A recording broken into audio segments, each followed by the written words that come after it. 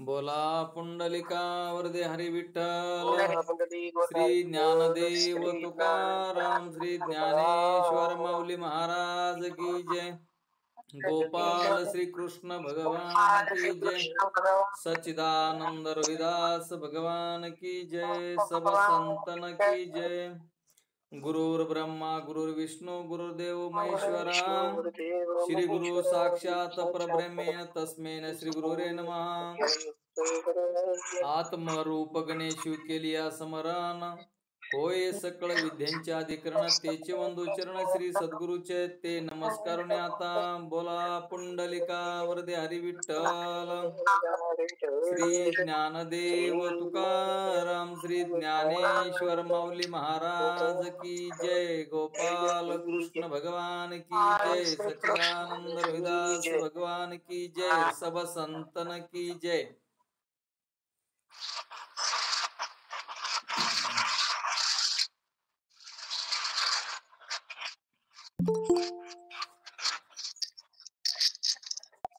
तर कालच्या पाठामध्ये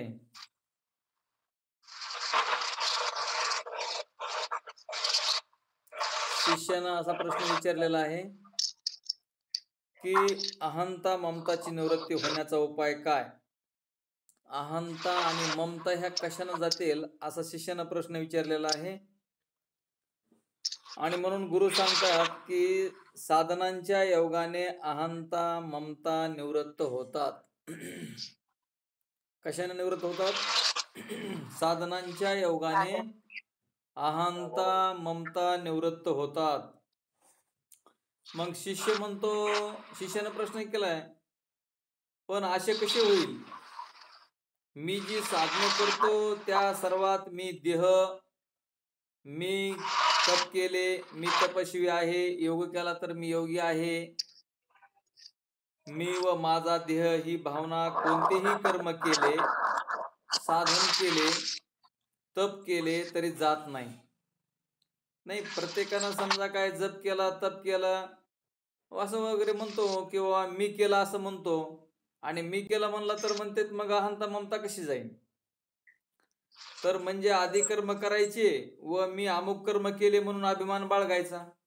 असं तर सरासरी मनुष्य म्हणतच किंवा मी हे केलं, मी नामचिंतन केलं, मी प्रवचन केलं, मी कीर्तन केलं, मी तप केलं असं जर म्हणलं तर मग मी येतो असं शिष्याचा प्रश्न आहे. मग अहंता ममता जाईल कशी. आणि आपण तर म्हणतात की या साधनाने अहंता ममता नष्ट होतात. साधन केल्यास तर मनुष्याला अहंकार येतो म्हणतात. आणि तुम्ही तर सांगालात की साधनानं काय होईल तर अहंता ममता नष्ट होतील. मग असणार याचं मला तुम्ही काय करा समजून सांगा असं शिष्यानं प्रश्न गुरुला केलेला आहे. गुरु म्हणतात विवेकाची जोड विचाराची जोड साधनाला दिली नाही की असे होते. विवेकाची जोड विचाराची जोड साधनाला नाही दिली तर असं होते. यासाठी आधी आत्मा अनात्मा यांच्या संबंधाने विवेक करायला हवा. मग आपल्याला माहिती असलं पाहिजे की आत्मा काय आणि अनात्मा काय. म्हणून पहिलंच अधिकाऱ्याचं लक्षण आत्मानात्म विवेक. आता आत्मानात्म विवेक किती ध्यानात ठेवला पाहिजे हे बघा. अधिकाऱ्याच्या लक्षणामधला आत्मानात्म विवेक आहे की नाही. पहिलं आत्मनात्म विवेक वैराग्य समाधी षटक मोक्षेच्या. मग हे अधिकाऱ्याच्या लक्षणामधलं आत्मा आणि अनात्मा यांच्या संबंधाने विवेक करायला हवा. साधनाला विवेकाची जोड नसेल तर मी कोणी इतराहून वेगळा. साधन जर नसेल आपल्याला माहिती नसेल आत्मा म्हणजे काय आणि अनात्मा काय तर मग एखादं कार्य केलं तर मी कार्य केलं आणि मी इतरापेक्षा वेगळा आणि विशेष दर्जाचा आहे असा अभिमान वाटू लागेल. काही वेळा भोवतालचा समाजही त्यांच्या भरमात भर घालतो. आपण कुठलंही कार्य केलं की म्हणतो आपण मी असं केलं मी तसं केलं, माझ्याकडून हे झालं ते झालं वगैरे असं आहे की नाही. तर मग असणारा असा अभिमान वाटू लागेल. काही वेळा भोवतालचा समाजही त्याच्या भरमामध्ये भर घालतो म्हणजे त्याचं कौतुक करतो. कौतुक केलं की माणसाला मोठेपणा वाटतो. तर जसा त्याला स्वतःला मी योगी, मी तपस्वी असा भ्रम झाला, तर भोवतालचा समाजही त्याला मान देऊन त्याचा भ्रम वाढवितो आणि भ्रम वाढविण्यासाठी हातभार लावतो. अशा वेळी एखादा त्याला उपदेश करायला गेला तर तो इतका अहंकारात बुडालेला असतो. मग जर अशा व्यक्तीला कुणी जर सांगायला गेलं तर ते म्हणतो, मला काय कळत नाही, मला सांगायची गरज नाही, मी फार देवदेव करणारा आहे, मी आज तप केलेला आहे, जप केलेला आहे, तीर्थयात्रा केलेल्या आहेत, माझी सर्व देवदेव करायचं माझं संपलेलं आहे, असं म्हणून तो एखाद्याने कोणी जर उपदेश करायला तर तो ऐकत नाही. आणि मग उलट मला आता कोणाच्या उपदेशाची जरुरी नाही, मी अमुक तमुक प्राप्त केलेला आहे आणि समाज मला मान देत आहे, मला सगळे मान देतात, हेच याला आवडत नसावं, अशा अनेक गैरसमजुतीचे थरावर थर चढत जातात. म्हणजे जर आपल्याकडे आत्मनात्म विवेक नसेल तर आपण केलेले कर्म आपल्याला बाधा होतात किंवा अहंकार येतो. म्हणून त्यासाठी एक दृष्टांत सांगितलंय, मांजर गेले पण उंट आला. तर एका आजीची गोष्ट आहे. एक म्हातारी आजी म्हणले एका गावामध्ये राहत होती आणि तिच्या दुर्दैवानं तिला तिच्या घरामध्ये अचानक एक मांजर मरून पडली. मग तिला असं वाटलं की बाबा ठीक आहे, आपण आता ही मांजर असणारी आपण काय करावं, नेऊन नदीच्या काठावर टाकावा. म्हणून ती मांजर घेऊन गेली, पण तिच्याकडून विसरभोळेपणानं तिचं जे बाहेरला दरवाजा लावायचा होता तो घर उघडच राहिलं आणि त्या घरातल्या अंगणामध्ये एक उंट येऊन पडला. आता मांजर नेऊन टाकता येते पण उंट नेऊन टाकता येत नाही. त्याप्रमाणे तिने मांजर नेऊन टाकली, पण परत आले पाहते तर इथं उंट येऊन मरून पडला. आता ते उंटाला काढता येतं का एका माणसाला? मग तसं मांजर गेले आणि उंट आला, म्हणजे अज्ञान माणसाचं जात असतं, पण ज्ञान झालेलं माणसाचं जात नाही. मी हे केलं, मी ते केलं, मी तप केला, मी जप केला, मी प्रवचन करतो, मी कीर्तन करतो, मी योगी आहे, मी जपी आहे, तपी आहे वगैरे म्हणतो. आणि मग हा जो मीपणा आहे तो मीपणा जात नाही. त्यासाठी हा दृष्टांत आहे बघा. मांजर गेले म्हणजे काढून टाकता येते, म्हणजे अज्ञान काढून टाकतं. मांजर म्हणजे अज्ञान काढून टाकता येतं, पण ज्ञानाचा गर्व, ज्ञानाचा अहंकार काढून टाकता येत नाही. आणि त्यासाठी उंट शब्द तिथं वापरलेला आहे त्यांनी. तर हे असा त्यांनी एक दृष्टांत आपल्याला देऊन सांगितलेला आहे. तर तात्पर्य इतकेच आहे की जिज्ञासे वाचून ध्यानात घ्या, मुमुक्षु वाचून, जिज्ञासे वाचून, अधिकारा वाचून, विधी वाचून, केवळ वेश धारण केल्याने हा सकाम उपासनेने अहंता ममता रूप बंधाची निवृत्ती कधी होणार नाही. जर आपल्याकडे अधिकाऱ्याचे लक्षण नसतील, आपण अधिकारी नसतो, आपल्याकडे विधी नसेल आणि मग आपण नुसतं वेश धारणा करून, भगवे कपडे घालून, पांढरे कपडे घालून, गंध माळा टिळा लावून जरी काही करण्याचा प्रयत्न केला तरी ते सकाम कर्म उपासनेनं अहंता ममता रूप बंधाची निवृत्ती कधीही होत नाही. त्यासाठी साधन करावायचे तेही सहजगतीने करायला हवे. जसं की वैद्य जसा वेळीच रोगाची काळजी घ्यायला सांगतो, कारण रोग झाल्यावर इलाज करण्यापेक्षा रोग होणार नाही याची काळजी घेतली तर पुढील यातायात चुकेल. त्यावर शिष्याने विचारले मग कोणत्या साधनाने अहंता ममताचा नाश होतो ते कृपया सांगा. आता तुम्ही तर सांगालात की बाबा साधनानं तर अहंता ममता जातात असं सांगत होतात. मग आता तुम्ही त्यावर शिष्यानं प्रश्न विचारलाय, मग कोणती साधना करावी किंवा आम्ही काय करावं म्हणजे आमच्या अहंता आणि ममता निघून जातील, ते तुम्ही मला कृपा करून सांगा. मग गुरु म्हणतात बाबा आत्मा कसा आहे तर सूक्ष्मतम आहे. सगळ्यांपेक्षा सूक्ष्म म्हणलं तर आत्मा आहे आणि आत्म्यावर हे सर्व बनलेलं आहे. म्हणून ते म्हणले, गुरु म्हणतात विवेकादी साधनाने संपन्न होऊन, ध्यानात घ्या, विवेकादी साधनाने संपन्न होऊन, मी तुम्हाला म्हणलं होतं की पहिला पाठ तुम्ही चांगला पाठ करून ठेवा, अनुबंध चतुष्ट आणि साधन चतुष्ट किंवा अधिकाऱ्याची लक्षणं. कारण इथून पुढं सगळी बिल्डिंगच ह्याच्यावर आहे. परमार्थाची बिल्डिंग म्हणजे शास्त्र कळण्यासाठी, शास्त्रात प्रवेश होण्यासाठी ज्ञानेश्वरी, एकनाथी भागवत, तुकाराम गाथा, पंचीकरण, विचारसागर हे जर झालं तर मग हे पुढच्या ग्रंथामध्ये आपला प्रवेश होतो. त्याच्यासाठी आपण समाधी संपन्न होऊन म्हणजेच अधिकाऱ्याच्या लक्षणामधला आत्मनात्म विवेक, वैराग्य, समाधी षटक, मोक्षिच्छा या साधनाने संपन्न होऊन बघा मग पुन्हा ब्रह्मनिष्ठ सद्गुरूला शरण जाऊन, मग आता जर पाठीमागलचे पाठ तुम्ही जर चांगले बघितले नसतील तर मग हे कसं कळन? मग ब्रह्मनिष्ठ, श्रोत्रिय, दयाळू गुरु कोणाला म्हणतात ते तुम्हाला माहिती पाहिजे. आत्मनात्म विवेक, वैराग्य, समाधी षटक, मोक्षिच्छा कशाला म्हणते ते तुम्हाला माहिती पाहिजे. आणि मग तुमचा पुढं प्रवेश होत असतो. पंचीकरणात सुद्धा प्रवेश व्हायला हे पाठीमागलचं पाठच लागत असतं. मग म्हणून ते म्हणले ब्रह्मनिष्ठ सद्गुरूला शरण जाऊन त्यांच्या उपदेशानुसार झालेला जो आत्मनात्म विचार, त्यांच्या योगाने झालेल्या स्वरूपाच्या ज्ञानाने जे आपल्याला सद्गुरू उपदेश करतात आणि त्यांच्या आत्मनात्म विचार त्यांच्या योगाने झालेल्या स्वरूपाच्या ज्ञानाने अज्ञानाच्या नाशाने अहंता व ममताची निवृत्ती होते. हा देह पंचमहाभूतांचे कार्य आहे असा विचार करावा. हा देह पंचमहाभूतांचे कार्य आहे असा विचार करावा. तर पंचमहाभूत पृथ्वी, आप, तेज, वायू आणि आकाश या पाचापासून हे शरीर बनलेलं आहे हे विसरू नका. हा देह आत्मा नाही. हा देह आत्मा नाही, अनात्मा आहे. अनात्मा जेवढं असतं तेवढं जड असतं. म्हणून देह आत्मा नाही, अनात्मा आहे. घटकाशामध्ये घट दिसतो, त्यात आकाश काय दिसत नाही ते आपण कल्पनेने समजतो. घटामध्ये, घट म्हणजे एखादं गाडगं घ्या, त्याच्यामध्ये रिकामी जागा असते, त्याला घट आकाश असं म्हणतात. मग घटाकाशामध्ये घट दिसतो, त्यात आकाश काही दिसत नाही हे आपण कल्पनेने समजतो. घट दृश्य आहे. घट दृश्य आहे म्हणजे आपल्याला दिसतो.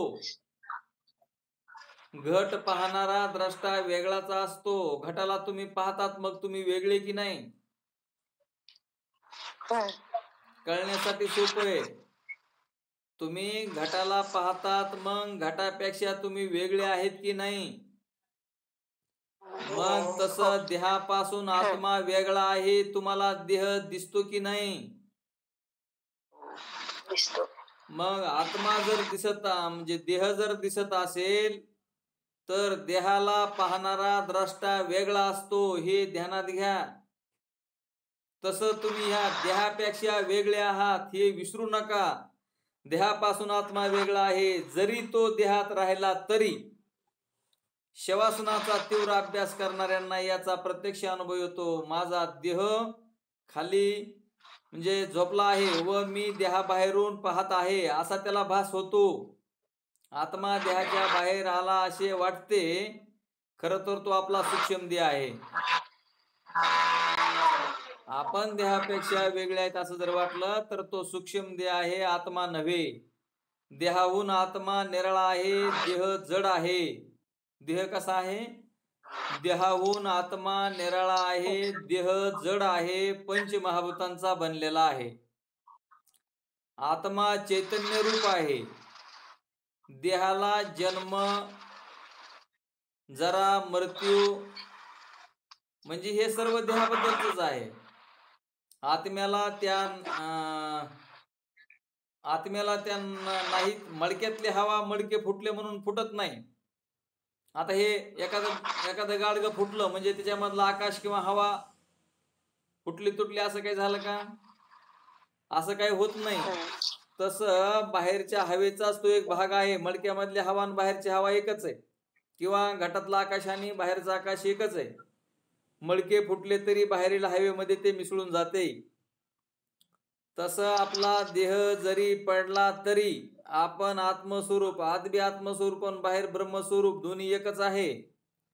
फुगा फुगवला म्हणजे बाहेरील हवा आपण पंपाने फुग्यात भरली, पुढे तो फुगा फुटला, मग ती हवा कुठे गेली? आत्मा हवेहूनही सूक्ष्म आहे. आता आत्मा हवेपेक्षा सुद्धा सूक्ष्म आहे. हवेला वजन आहे, कारण तिलाही वस्तुमान आहे. हवा जड असते, मोजून जर पाहिली तर. त्याच्याही पेक्षा सूक्ष्म आत्मा आहे, तसे आत्म्याचे नाही. आत्मा हवेसारखा नाही, तो सूक्ष्म आहे. ऊर्जा शक्ती म्हणावे तर त्याहूनही पलीकडे आहे, कारण ऊर्जा व शक्ती यांना एका ठिकाणाहून दुसऱ्या ठिकाणी जाताना माध्यम लागते. ऊर्जेला आणि शक्तीला माध्यम लागतं ट्रान्सफर व्हायला, पण आत्मा ट्रान्सफर होत नाही. मनुष्याचा मृत्यू झाला तरी आत्मा जात नाही, आत्मा येत नाही. मनुष्याचा सूक्ष्म देह मृत्यूनंतर जात असतो. सूक्ष्म देह जाऊन वासनेनुसार देह धारण करतो. म्हणून आत्मा सगळीकडेच भरलेला असल्याने त्याला कोणतेही माध्यम लागत नाही. म्हणून आपण आत्मस्वरूप आहोत. ऊर्जा शक्ती आत्म्याच्या तुलनेत जडच आहे. आत्मा त्याहूनही सूक्ष्म आहे. देह विकारी आहे, आत्मा निर्विकार आहे. देह क्रियावान आहे, संगवान आहे, मलिन आहे. आत्मा अक्रिय आणि असंग निर्मल आहे. देहाला 4 वर्णापैकी कोणता तरी 4 आश्रमातील एखादा 4 अवस्था, बालपण, तारुण्य, प्रौढत्व, वर्धत्व, जन्म, मृत्यू, स्थूलत्व, कर्षत्व, रस्व, दीर्घ, श्याम, गौर इत्यादी अवस्था आहेत. म्हणजे हे सगळे शब्द देहाबद्दलचे त्यांनी वापरलेले आहेत. जात, धर्म, स्वरूप, स्त्री, पुरुष इत्यादी धर्म आहेत, आणि हे धर्म आत्म्याला नाहीत, हे ध्यानात ठेवा. या जन्मात पुरुष असलेला जीव मागील वा पुढील जन्मात स्त्री व इतर पशुयोनीतील देह धारण करील, पण आत्म्याला हे कोणतेही आवरण नाही. ज्या मनुष्याला आत्मज्ञान झालं नाही, तो मनुष्य सूक्ष्म देहाच्या द्वारे पशु, पक्षी, स्त्री, पुरुष काय 84 लक्ष योनीमध्ये रूप धारण करू शकतो, परंतु आत्म्याला काही होत नाही किंवा आत्म्याला कुठलंही आवरण नाही, कारण आपण आत्मस्वरूप आहेत हे कळून घ्या. आपण आत्मस्वरूप आहोत हे कळल्याच्या नंतर आपल्याला जन्ममरण घ्यायची जरुरी पडत नाही. हे सर्व लक्षात घेऊन त्याप्रमाणे विचार केल्यानेच, असा विचार केल्याने देहाचे धर्म देही आणि आत्म्याचे धर्म आत्म्याकडं हे कसे आहेत हे जर आपण समजून घेतलं, तर मग आपल्याला जन्ममरण येण्याचं कारण आहे किंवा आपली अहंता ममता नष्ट होते. हे सर्व लक्षात घेऊन त्याप्रमाणे विचार केल्यानेच अहंता ममता निवृत्त होतात. कल्पना कल्पनेनेच मारता येते.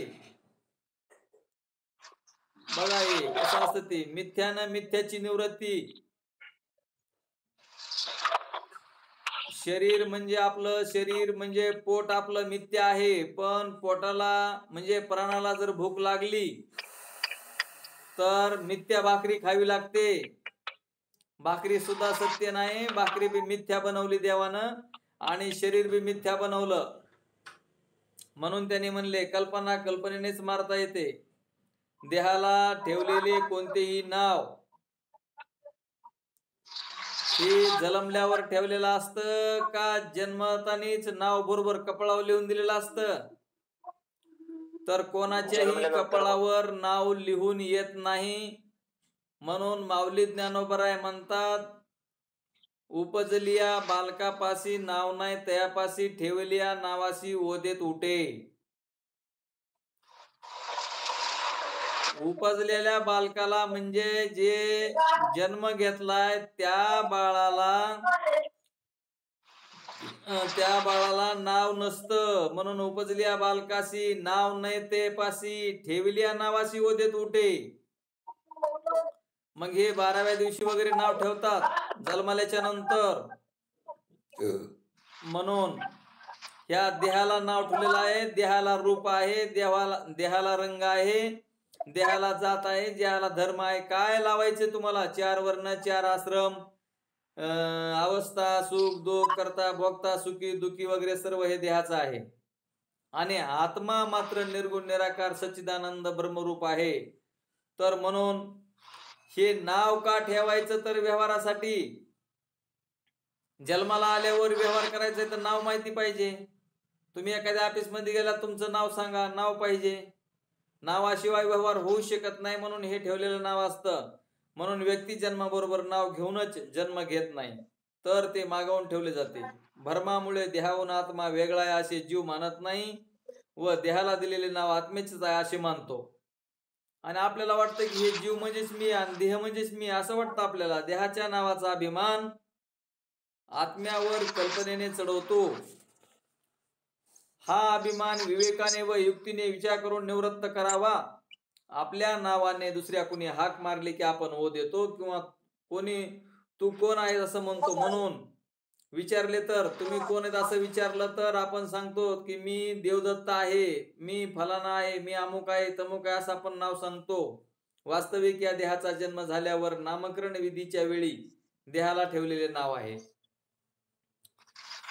म्हणून हे अशा पद्धतीचं देहाबद्दलच्या ज्या गोष्टी आहेत, ह्या देहापेक्षा आपण वेगळे आहोत अशा रीतीने आत्मा या देहातून वेगळेपणाने देहाला पाहणारा असेच सिद्ध होते. मग या देहापेक्षा आपण वेगळे आहोत हे विसरायला नको, कारण दृश्य म्हणजे आपण नाहीत. दिसणार दृश्य, दृश्यापेक्षा आपण द्रष्टे आहोत म्हणजे पाहणारे आहोत. शिष्य म्हणतो, मग मी आत्मा देहातून कोणत्या रीतीने वेगळा आहे, किंवा मी देहाहून वेगळा अशा मला अनुभव येईल अशा रीतीने समजून सांगा. आता तरी बी शिष्य प्रश्नच करतोय की मी आत्मा देहातून कोणत्या रीतीने वेगळा आहे, कशा पद्धतीने मी वेगळा आहे हे समजून घेऊ. ते मला तुम्ही आणखी स्पष्टपणे अनुभवाला येईल असं तुम्ही मला सांगा. गुरु म्हणतात, आपण मागील अनेक जन्मात केलेल्या पापुण्यादी कर्माची फळे या जन्मात भोगत आहोत. तसेच या जन्मातील बऱ्या वाईट कर्माची फळे पुढील जन्मात भोगावी लागतील हे तू मान्य करतोस. मग आता असे पहा की तुझा देह तुझ्या आईच्या पोटी जन्माला आला. मग मागील जन्मात निरनिराळी कर्मे करणारा जो कोणी होता तो तुझा देह नाही. पुढील जन्मातही हा तुझा देह कायम राहणार नाही. मग या जन्मातील कर्माचे फळ कोण भोगणार? तो कोणी वेगळा असला पाहिजे. म्हणजेच कर्मे देहाने केली तर त्याचा फळ भोगता हा देहच असेल असे नाही. तर आपल्याला आपल्या सूक्ष्म वासनेने, सूक्ष्म देहाच्या वासनेने आपल्याला जन्म प्राप्त होतो. आपण आता हा देह प्राप्त झालेला आहे. तर हा देह पूर्वी नव्हता. आता हा देह आईच्या पोटी हा जन्माला येऊन आता हा देह दिसायला लागला. हे देह पडल्याच्या नंतर दुसरा देह तयार होतो दुसरा जन्म भेटल्यावर. मग जन्म घेणारा दुसराच कोणी आहे की नाही? कारण हाच देह पुन्हा जन्माला येत नाही, हा देह संपतो. आता नव्हता म्हणजे पूर्वी वेगळा होता. आता आहे म्हणजे मृत्यू झाल्यावर या देहाचा हा देह राहणार नसून दुसरा देह प्राप्त होतो. याच्यावरून हा देहापेक्षा कोणीतरी वेगळा असला पाहिजे. म्हणजेच हा सूक्ष्म देहाद्वारे जीव वासनायुक्त होऊन ज्या वासनेच्या द्वारे मग त्याप्रमाणे त्याला जन्म भेटतो. म्हणजेच कर्मे देहाने केली तरी त्याचा फळ भोगता देहच आहे असे नाही. म्हणजे आत्मा या दोहाहून वेगळा आहे. म्हणजे कोणाहून? जे जन्म घेतय त्याच्यावरून. आणि ह्या देहापेक्षा वेगळा आत्मा आहे. आणि ह्या दोहापेक्षा आपण वेगळा आहोत असं कळाल्यावर आपल्याला पाप पुण्य लागत नाही. म्हणजे आपण तर चुकीचे कर्म म्हणजे निषेधाचे कर्म करतच नाहीत. आणि विधीचे कर्म करून आपण ती कर्म भगवंताला अर्पण करतो. मग ते भक्तीमध्ये मोडतात. म्हणून ध्यानात ठेवायचं की पाप आणि पुण्य आपल्याला करायचं नाही. म्हणजे भगवंताची भक्ती करायची, निषेधाचे कर्म करायचे नाही. नित्यनैमित्तिक कर्म आणि निषिद्ध कर्म न करता जी कर्म झाले त्या कर्माचं फल भगवंताला अर्पण करायचं. मग पाप पुण्य बनत नसतं. दुसऱ्या पद्धतीने पाहू जाता माझे घर, माझी जमीन, माझी गाडी असे शब्द आपल्या वस्तूबद्दल आपण वापरतो, होय ना? म्हणजे मी कळाला आपल्याला केव्हा हे मी देह नाही. पण शिष्य म्हणतो माझी गाडी, माझी वाडी, माझे मुलं, माझी पत्नी, माझं घरदार, माझे नातेवाईक, माझे मित्र, आपण असं म्हणतोच ना. तर हे मी देह नाही हे कशावरून कळालं आपल्याला की हा देह पंचमहाभूताचा आहे आणि देह दृश्य आहे, म्हणून आपल्याला मी देह नाही हे कळालं. पण आपण देह माझा आहोत असं आपण म्हणतो की नाही? देह माझा आहे असं आपण म्हणतो. तर कधीच मनुष्य बघा मी घर, मी जमीन, मी गाडी असे काही म्हणत नाही. तसेच हा माझा देह, माझा हात, माझं डोकं, माझं पाय असेच उल्लेख करतो. मी हात, मी पाय, मी डोके असे आपण कधी म्हणत नाही. का असं आपण म्हणतो कधी? मी हात आहे, मी पाय आहे, मी डोकं आहे असं आपण कधी म्हणतो का? याचाच अर्थ असा की देहाहून मी वेगळा आहे. अर्थातच देहात जे चैतन्य आहे, आत्मा आहे, जो सर्व कर्मे घडून आणतो व जो नसला तर त्या देहाला काही अर्थच नाही. पण सगळे सोयरे तो देह फार काळ ठेवणारही नाही. आता मृत्यू झालेल्या मनुष्याचा देह ठेवला जातो का? मग तो देह सुद्धा ठेवत नाही, त्याला जाळून टाकल्या जातं किंवा पुरून टाकल्या जातं. म्हणजे तो देह म्हणजे मी नाही. एखाद्याचा मृत्यू आल्यावर त्याचं शेव असेल असेच देहाला म्हटले जाते. त्याला शेव म्हणतात, त्याला प्रेत म्हणतात, त्याला देह सुद्धा म्हणत नाहीत. मेलेल्या मनुष्याला देह सुद्धा म्हणत नाहीत, त्याला शेव म्हणतात किंवा प्रेत म्हणतात. देह सुद्धा कोणी म्हणत नाही. शिव आणि शेव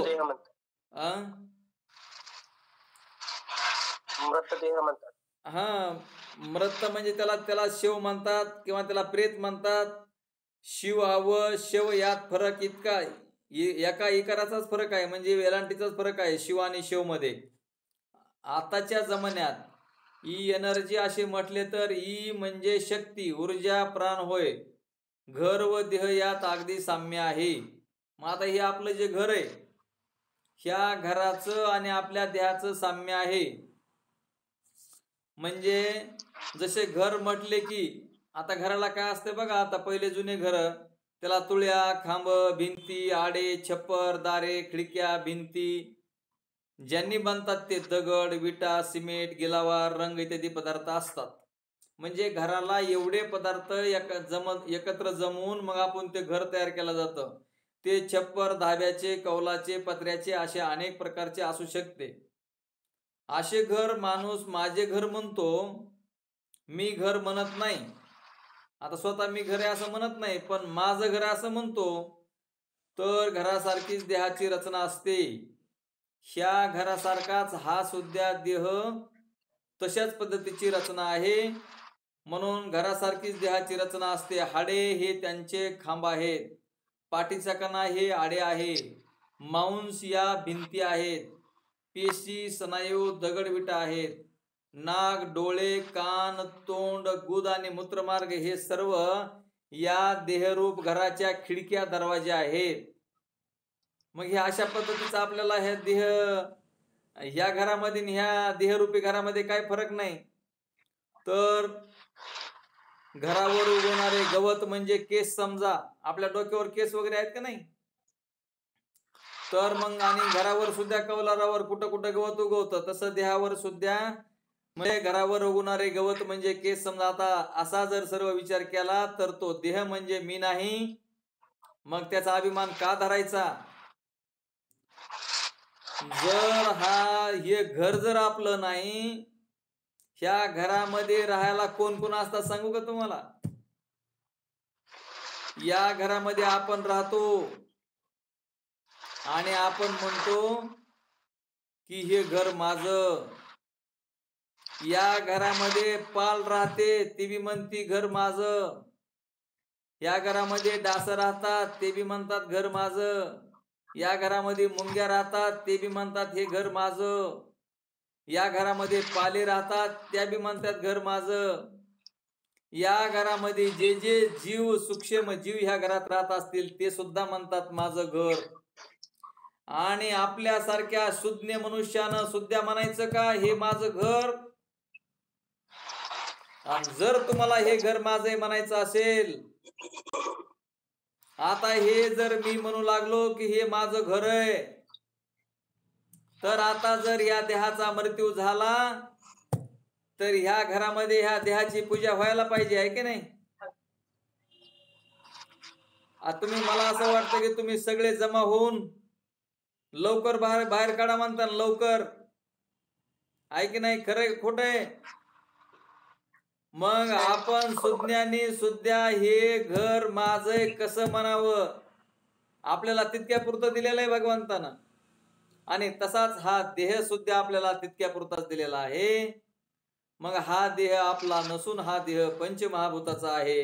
मग हा या देहाचा म्हणजे या घराचा अभिमान कशाला धरायचा, आणि या देहाचा तरी अभिमान कशाला धरायचा? या विचारानेच अभिमान नष्ट होईल, इतर कोणत्याही उपायाने होणार नाही. म्हणजे विचारानंच विचाराचं खंडन करावं लागतं, कल्पनेनेच कल्पना घालवावी लागते, मिथ्या अन्नानंच मिथ्या पोट भरावं लागतं.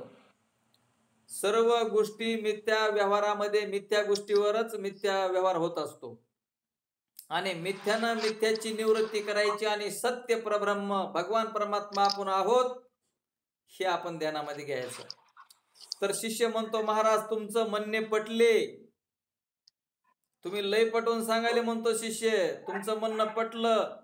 देह म्हणजे मी नाही तेव्हा अभिमान गेला. आता शिष्य म्हणतोय की देह मी नाही याचा मला अभिमान गेला, पण ममत्व शिल्लक राहिले. काय ममत्व राहिले म्हणतो? घर माझे म्हणतो तसा देह माझा हे शिल्लकच उरते. देह मी नाही हे मला पटलं म्हणतो, पण देह माझा आहे हे उरतंय का नाही? मी घर नाही, घरास पाहणारा साक्षी आहे, पण हे घर माझे आहे या भावनेचे निरसन कसे होईल? घर माझं आहे या भावनेचं निरसन कसं होईल ते मला सांगा म्हणतो. घराच्या दृष्टांतात ही घरात राहणारा मी घर आहे असे कधीच म्हणत नाही. घरात राहणारा व्यक्ती मी घर आहे असं कधीच म्हणत नाही, पण घर माझे आहे असे म्हणतोच ना. तो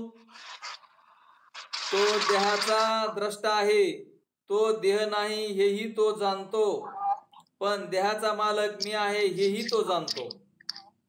म्हणजेच त्या ठिकाणी ममत्व आले, तेव्हा या ममत्वाची भावना ज्या विचाराने नष्ट होईल असा विचार सांगावा. ते म्हणतो, महाराज मला देह मी नाही हे कळलं बरं का, कारण देह मला दृश्य आहे, दृश्य वस्तू म्हणजे मी नाही. देह दृश्य आहे, देह बी दृश्य आहे, घर दृश्य आहे. त्याच्यावरून मला असं कळलं की देह म्हणजे मी नाही असं कळलं, पण मी हटकून देह माझा आहे म्हणजे खात्रीने मी देह माझा आहे असं मी म्हणतो, तर हा माझा विचार जात नाही म्हणतो, मला त्याबद्दल सांगा. मग गुरु म्हणतात, बाळा तू देह नाहीस तसेच देहही तुझा नाही. गुरु म्हणतात, बाबा जसा देह तुम्ही नाही तसा देहही तुमचा नाही. घट जसा मातीचा तसा देह पंचमहाभूतांचा. आवाज कोणाचा तरी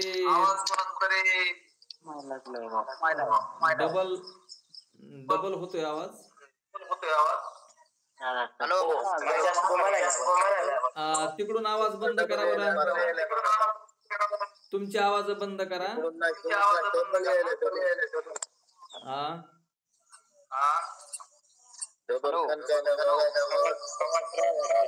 तुमचे आवाज बंद करा ना, तिकडून म्यूट करा तुमचे. हा मुक्ता म्यूट करा आवाज. हॅलो, हा हॅलो, हा येतो का आवाज? हा, ते जर आमच्यात लाईट नव्हती. हॅलो, हा येतो का आवाज? येतोय. बर लाईट नव्हती, चार्ज मोबाईल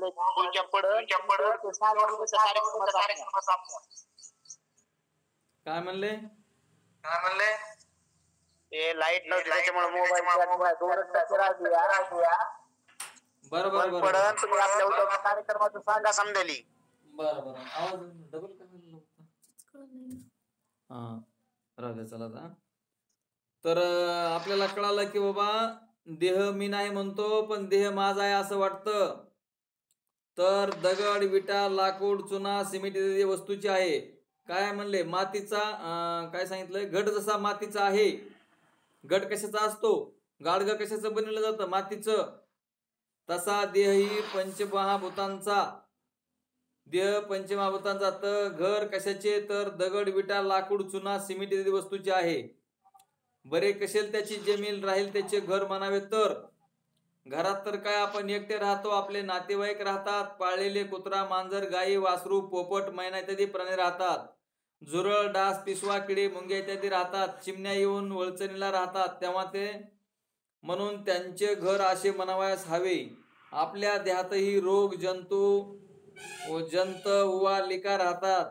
दासबोधाच्या पहिल्या दशकामध्ये 10वा समाज जणू यासाठीच लिहिलेला आहे की देह काय वा घर काय यावर अनेक जण हक्क सांगतात. म्हणजे सगळेजणच म्हणतात की देह आमचा आहे किंवा घर आमचं आहे, परंतु मर्तिका खणून घर केले, ते माझे आयुष्य दृढ कल्पिले, परी ते बहुतांचे हे कळले नाहीच तयासी. आयुष्य शरीर बहुतांचे मूर्ख मने आमुचे, परंतु खाजे जीवाचे तापत्रयी बोलिते. मुक्ता तर यासाठी घर व देहावर हक्क सांगणाऱ्यांची भली मोठी यादी समर्थांची दिलेली आहे. समर्थांनी भली मोठी यादी दिलेली आहे. ती मुळातून वाचण्यात मजा आहे म्हणले. अगदी हे सर्व नसले तरी आपल्या देहाच्या अस्थि, मज्जा, स्नायू, त्वचा, केस, रक्त इत्यादी जे भाग आहेत ते सर्व अनेक पेशीने बनलेले आहेत. डबल आवाज घुमायला. हो ना, ते आवाज का व्हायला डबल? इकडं तर काही, इकडून तर काहीच नाही केलं, पण तिकडचे आवाज बंद करा सगळे, म्हणजे होईल असं वाटतंय मला. तुमचे आवाज बंद करा ना, ते सगळ्यांचे आवाज बंद करा, म्यूट करा, म्हणजे मग डबल आवाज येणार नाही असं मला वाटतंय. आता येतोय का डबल? नाही येत. हा. तर मग हा देह तरी आपला कसा म्हणावा? कारण देहामध्ये कप्प, पित्त, मल, मूत्र, श्लेष्मा इत्यादी अनेक पदार्थ शरीरामध्ये आहेत. ते अमंगळ, किळस येईल असेच आहेत. काय आपलं शरीर लय सुंदर आहे का हो? प्रत्येकच माणूस म्हणतो ते फलाना लय सुंदर आहे, हे लय दिसताना सुंदर आहे. आता सुंदर तरी तुम्ही कशाला म्हणतात?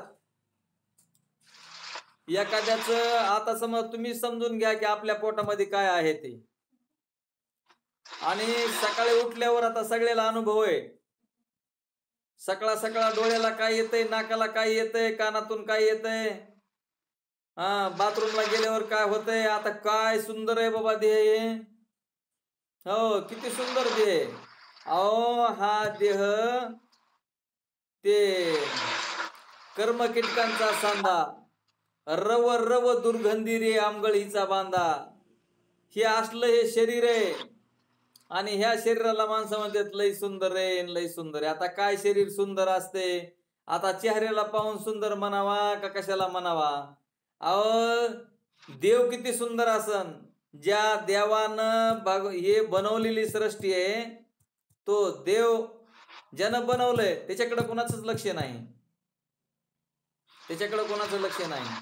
पण देहाकडे लक्ष, घराकडे लक्ष, संपत्तीकडे लक्ष, ज्याच्या नाही का त्याच्याकडे द्यायचं, त्याच्याकडे लक्ष, तर काही उपयोग होत नाही. आपण आत्मस्वरूप आहोत, त्याच्याकडे आपलं लक्ष असलं पाहिजे. म्हणून ते आपण हे सर्व शरीर आपलं जे आहे ते नाशिवंत आहे.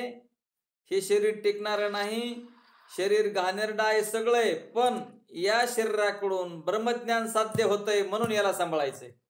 ध्यानात ठेवा. खाण्यासाठी जगायचं नाही का जगण्यासाठी खायचं नाही? कशासाठी? काय करायचंय? खायासाठी जगू नये माणसानं, जगण्यासाठी खावं लागतं.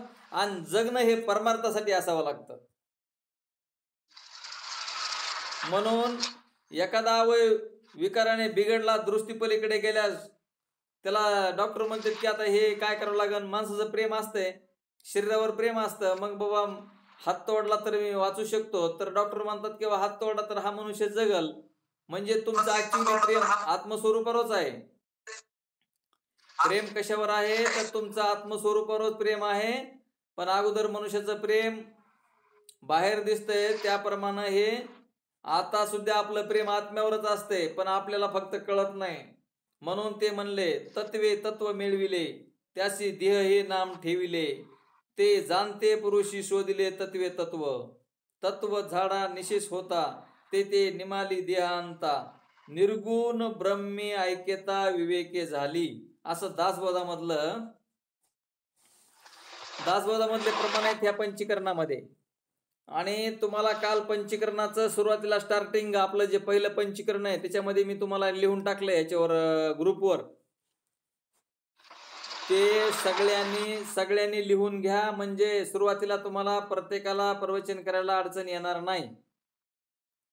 अधिकारी कशाला म्हणतेत, अनुबंध चतुष्ट कशाला म्हणतेत, आणि गुरुला वंदन कसं केलेलं आहे त्याचा दृष्टांत सिद्धांत ते तुम्हाला त्याच्यात लिहून दिलेला आहे.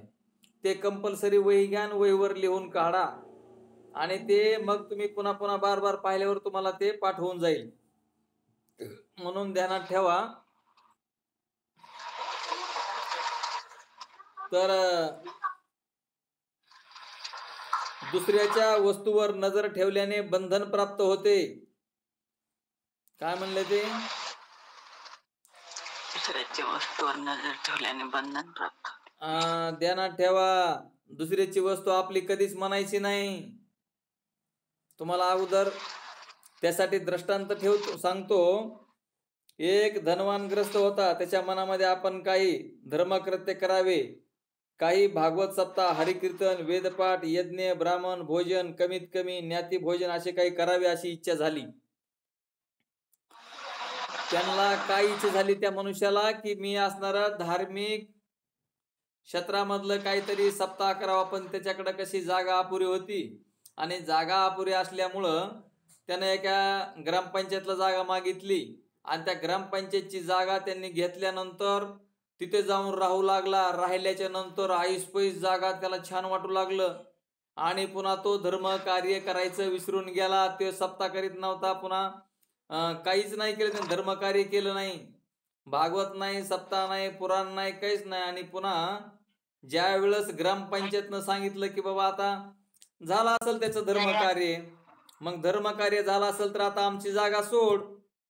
आता त्यांनी काय केलं होतं, तितक्या पुरती दिलेली होती, परंतु हा म्हणतो की ही जागा माझीच आहे, आणि ही वाडी म्हणजे ती महाजनवाडी होती, त्या महाजनवाडीत राहू लागल्यानंतर त्याला ऐसपैस जागा वाटली, तो जागा सोडीना. मग त्याने ग्रामपंचायतनं मग पोलीस स्टेशन मध्ये फिर्याद नेली, आणि पोलीस स्टेशननं त्यांना पुरावे विचारले की बाबा तू ही जागा सोडत नाहीस तर मग ही जागा कोणाची आहे? तर ते म्हणतो जागा माझीच आहे साहेब. साहेबांनी विचारलं तुझ्याकडे काय पुरावे? तर ते म्हणतो पुरावा काहीच नाही, कारण त्यानं काही रजिस्ट्री करून घेतलेली नव्हती, आणि रजिस्ट्री असल्याशिवाय तुमच्या ग्रामपंचायतीला नोंदणी असल्याशिवाय, तलाट्याकडे नोंदणी असल्याशिवाय ती जागा तुमच्या नावावर होत नसते. अशी काही जागा त्यांनी ग्रामपंचायतीने त्यांना लिहून दिली नव्हती. आणि मग अशा पद्धतीनं त्यांना कोर्टानं त्यांची भाडेपट्टी करपट्टी भरायला लावून त्यांना जेलमध्ये टाकलं. जेलमध्ये जोपर्यंत यांचा करपट्टी भरणार नाहीत तोपर्यंत एवढ्या वर्षाची शिक्षा सजा, असं त्यांनी त्याला सजा सुचवली. तसाच मायबाप हा दृष्टांत आहे, ध्यानात घ्या की या जीवानं काय केलंय की काही पुण्याईनं, जीवाच्या पुण्याईनं त्याला असं वाटलं की आता आपण धर्म कार्य करावा, म्हणून भगवंताकडे विनंती केली की देवा मला ज्ञानेश्वर आवाज बंद करा, हा ते आवाजच घुमतोय जास्त. हा तर आपलं काय चाललं होतं बघा, असं होतंय ते लिंक तुटल्यावर. काय चाललं होतं आपलं? सिद्धांत चालू होता या. हा याचा आपला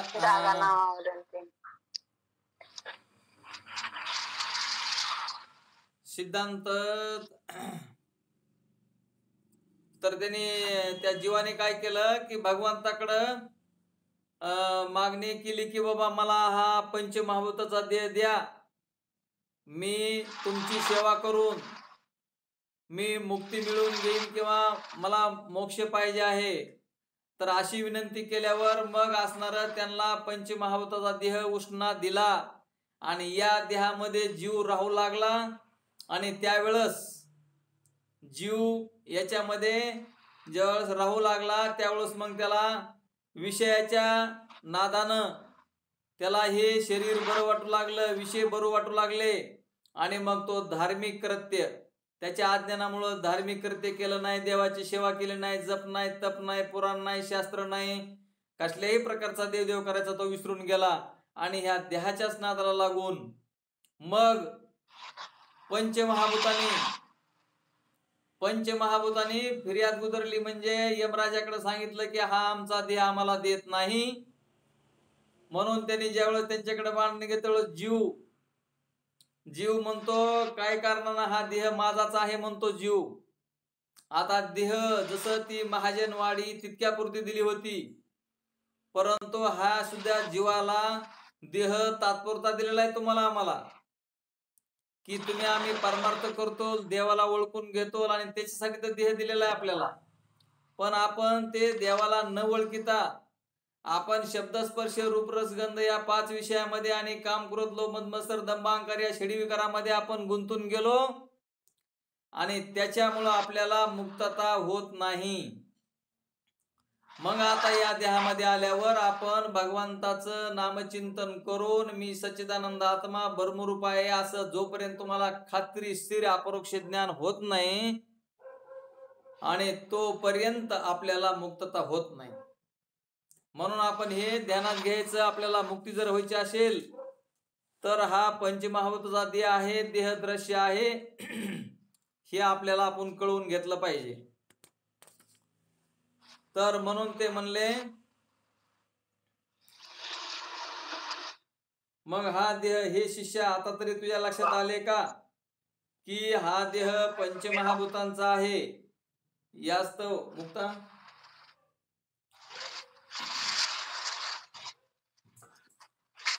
हा देह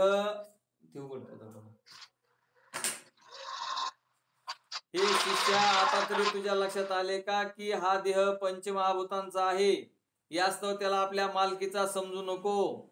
अहंता ममता टाक, विवेकाने आचरण कर व आत्मज्ञान मिळवण्याची इच्छा धर. म्हणून ते म्हणले आता तरी इथून पुढे कळल्यावर तरी आपण नामचिंतन करावं. हा देह मी नाही, देह माझा नाही हे कळून घेऊन विवेकाने आचरण करून आत्मज्ञान मिळवण्याची इच्छा धरावी. यावर शिष्याने गुरुला विचारले की गुरुदेव आपण म्हणतात ते पटलं, पण ही पंचमहाभूते कोणती व देहाशी यांचा संबंध कसा? देहात तर कुठे दिसत नाहीत, तर त्यांना कसे ओळखावे? आता हे शिष्य म्हणतोय की आम्हाला पंचमहाभूत कशाला म्हणतात आणि ते आमच्या देहामध्ये आम्ही कशी ओळखायची? हा देह त्यांचाच आहे असे कशावरून म्हणायचं?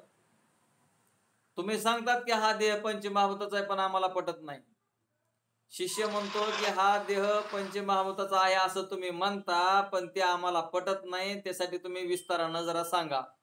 गुरु म्हणाले हे काही कठीण नाही. पहिलं पंचमहाभूतापैकी पृथ्वी एक भूत आहे, दुसरं आप म्हणजे जल, जल म्हणजे पाणी, हे दुसरं भूत आहे. तिसरं तेज म्हणजे अग्नी, हे तिसरं भूत आहे. आणि वायू म्हणजे वायू तुम्हाला माहिती आहे ते एक भूत आहे. आणि आकाश म्हणजे रिकामी जागा. तर पृथ्वी, आप, तेज, वायू आणि आकाश ही पंचमहाभूते व सर्वजण ती जाणतातच आणि हे सगळ्याला माहिती ते पंचमहाभूत. आता आपल्या देहातील सर्वात कठीण भाग जो आहे घनरूप पदार्थ आहे, तो भाग पृथ्वीपासून झालेला समज. ते म्हणले बाबा आपल्या शरीरातला जो कठीण भाग आहे, हाड आहेत, हाडं वगैरे आपले पृथ्वीपासून बनलेले असतात म्हणले. जो पातळ द्रवरूप असलेला भाग जल किंवा आप या महाभूताचा आहे. आपल्या शरीरामध्ये जेवढं जलरूप रक्त आहे, रक्त, मूत्र, श्वेत, लाळ हे काय आहे? पाण्यापासून बनलेलं आहे. आपल्या शरीरामध्ये उष्णता असते म्हणजे तेज आहे. आपल्या शरीराचे हात पाय आपल्या हल्ले जातात ते फक्त वायूचं कार्य आहे. वायू जर आपल्या शरीरात नाही कार्य केलं व्यवस्थित तर आपल्या हातापायाचं चलन वलन हे होऊ शकत नाही, म्हणून ते वायूपासून कार्य होतं. आणि शरीरामध्ये विविध रूपामध्ये विविध जागी असंख्य पोकळ्या आहेत. आपल्या मेंदूमध्ये पोकळे आहे, छातीमध्ये पोकळे आहे, नाकामध्ये पोकळे आहे, कानामध्ये पोकळे आहे. तर या सगळ्या आकाश आहे. म्हणजे हे पाचीची पाची भूतं आपल्या शरीरामध्ये असतात. शिष्याने विचारले, ही आपण फारच संक्षेपाने सांगितले, याहून विस्तृत पद्धतीने अगदी बारीक भेदासह सांगण्याची कृपा करा. गुरु म्हणाले, पुढील कोष्टक पहा म्हणजे तुमच्या लक्षात येईल. इथे एक त्याने कोष्टक दिले आणि त्याच्यामध्ये त्यांनी लिहिले आकाशाचे तत्व, वायूचे तत्व, तेजाची तत्व, आपाची तत्व, पृथ्वीची. म्हणजे 5 भूताचे 5 तत्व आपल्या शरीरामध्ये कोणते कोणते आहेत. तर आकाशाचे आहे काम, क्रोध, शोक, मोह आणि भय. आपल्या शरीरातलं जर आकाश तत्व आपल्या नाकातून वाहत असते, कधी कधी आपल्याला इच्छा उत्पन्न होते, कधी आपल्याला राग येतो, कधी शोक होतो, कधी मोह होतो, कधी भय होतं. तर ते आपलं तत्व नाकातून, हे पाचीची पाची तत्व आपल्या नाकातून श्वासामधून चालतात. तर काम, क्रोध, शोक, मोह आणि भय हे आकाशाचे तत्व आहेत. आणि आपल्या शरीरामध्ये चलन वलन, धावन, प्रसारण आणि अंकुंचन ह्या ज्या क्रिया होतात त्या वायूमुळे होतात. आणि तेजामुळे काय होतं? तेजामुळं तेज त्यानं शुद्धा लागते. म्हणजे तहान, भूक, आळस, निद्रा आणि कांती. म्हणजे आपल्यात जर तेज नसेल तर आपल्याला भूक लागत नाही, तहान लागत नाही. आळस, निद्रा, कांती, शुद्धा आणि त्रसा हे तेजाचे तत्व आहेत. आणि आपाचे, आप म्हणजे पाणी, आपाचे तत्व 5 आहेत. शुक्र, रक्त, लाळ, मूत्र आणि घाम. आणि पृथ्वीचे अस्थि, मांस, त्वचा, नाडी आणि रोम असे हे 5चे 25 तत्व आहेत. हे ध्यानात घ्या. तुम्ही झालेला पाठ लिहून काढणे, बघणे हे असं करावंच लागतं, त्याशिवाय ते होत नाही. तर त्याच्यामुळं आकाशाची 5 तत्वे. आता त्यांनी काय केलं, त्याचं वर्णन इकडे सगळं सांगितलेलं आहे. त्याचं ह्या 5ची माहिती थोडी विस्तृतपणे सांगितली, ती तुम्ही वाचून घ्या म्हणजे तुमच्या ध्यानात येईल. म्हणून रामदास स्वामी दासबोध ग्रंथामध्ये लिहितात, नको रे मना क्रोध हा खेदकारी, नको रे मना काम नाना विकारी, नको रे मना सर्वदा अंगीकारू, नको रे मना मत्सर दंभ भारू, मना मानसी दुःख आणू नको रे, मना सर्वता शोक चिंता नको रे, विवेके देह बुद्धी सोडून द्यावी, विदेहीपणे मुक्ती भोगीत जावी, मना सांग पा रावणा काय झाले, अकस्मात ते राज्य सर्व बुडाले, म्हणून कुडी वासना सांडी वेगी, बळे लागला काळ हा पाठी लागी.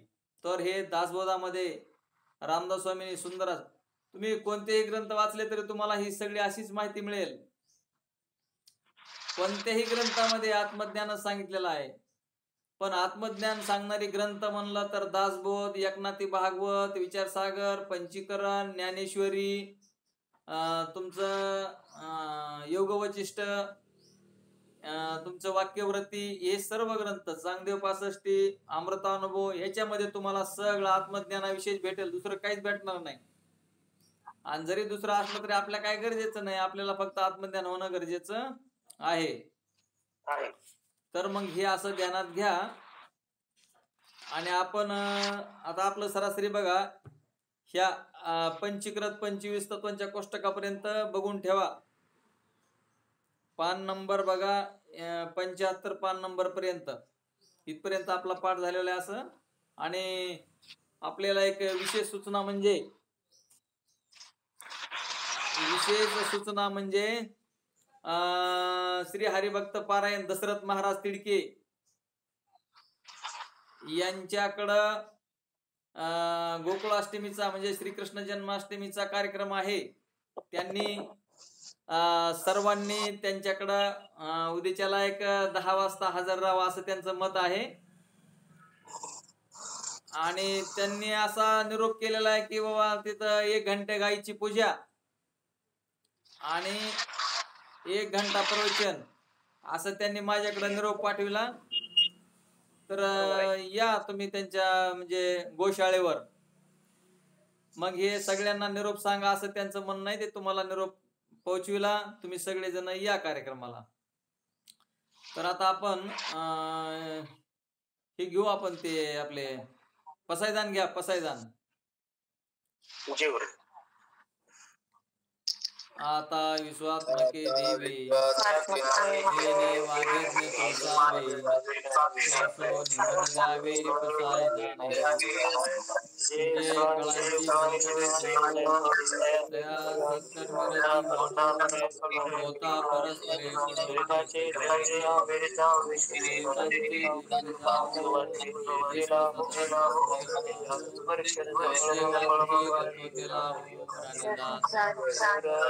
सकळ मंगळी ईश्वर निष्ठांची मांद्याळी नवरत मंडळी भेटोते कल्पतरूचे आरव चेतना चिंतामणीचे गाव बोलते जे अर्णव पियुषांचे चंद्रमे जे अलंजन मर्तंड जे तापहीन ते सर्वाई सदा सज्जन सोयरे होतो किंबहुना सर्व सुखी पूर्ण होऊनी त्रिलोकी बळीद्वारी प्रती मंडित आणि ग्रंथो प्रगिये विशेषी लोकी द्रष्टा द्रष्ट विजय होयविजी एक मने श्री विश्वेश्वरावो ता होईल दान प्रसावो येणे वरे ज्ञान देव सुखिया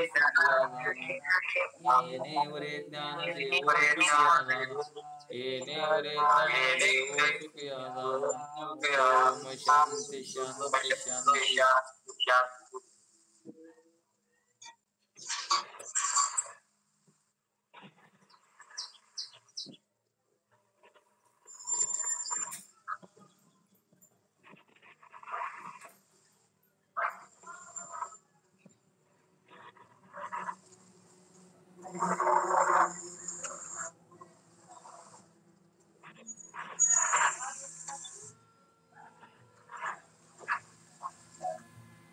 बोला पुंडलिका हरि विठ्ठल श्री ज्ञानदेव तुकाराम श्री ज्ञानेश्वर माऊली महाराज की जय. गोपाल श्री कृष्ण भगवान की जय. सच्चिदानंद रोहिदास भगवान की जय. सब संतन की जय.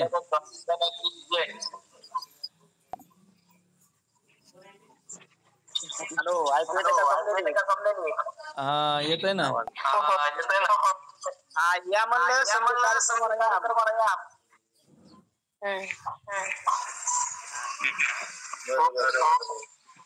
हो या समोर. हा ना सगळ्याला आता